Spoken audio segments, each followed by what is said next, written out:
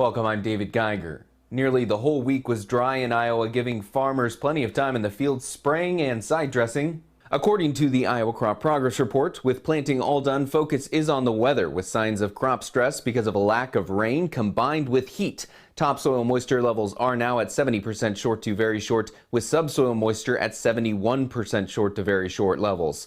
Corn emergence is nearly complete except for a few replanted fields, with corn conditions at 63% good to excellent, a full 14 percentage points below last week. Soybeans have reached 93% emergence, 9 days ahead of the 5-year average, with conditions at 61% good to excellent, 12% below last week, with scattered reports of blooming. Iowa's oak crop is starting to turn color, with 56% headed.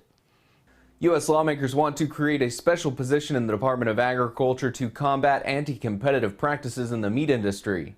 Iowa Senator Chuck Grassley, along with Senators Mike Rounds and Jon Tester, wrote a bipartisan bill looking at meat packers. Grassley says increased consolidation is driving concerns about competitive access for livestock producers.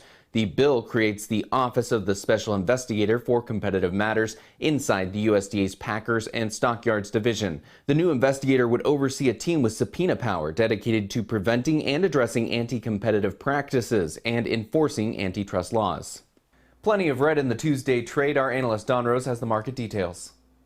The grain market really has taken out a lot of risk premium in the market. The trade is fearful that we're going to see some needed rains in some of these key areas. Iowa, kind of the epicenter right now, but also some rains in Minnesota, Wisconsin. Those rains are targeted. The bigger rains coming Sunday, Monday, Tuesday.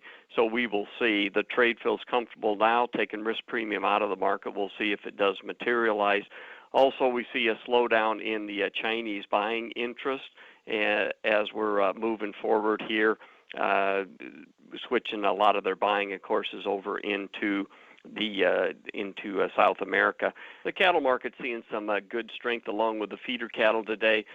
Big percentage of that is coming from the sharply lower grain price that we see. Packer margins continue to be just huge, $850, $900 a head. It's been that way for a number of weeks, actually a number of months. The hog market technically continues to break down at these lofty levels. The Chinese hogs are down 54% versus a year ago. So while the U.S. hogs are going higher on disease problems, strong exports, and domestic demand, the Chinese hogs are going lower on expansion. As China's hog herd recovers, soybean imports over there are booming, growing significantly during the first 5 months of 2021 following a recovery after African swine fever devastated the Chinese hog industry. Between January and May, China bought more than 38 million metric tons of beans, spending more than $19 billion, 44% higher than the same time frame last year. The U.S. and Brazil were once again top suppliers, with imports from both up about 13%. And that's all I have for the Agribusiness Report today. Thanks for joining me. I'll see you again next time. We have our stories online. Head over to WHO13.com, click News, and then Agribusiness.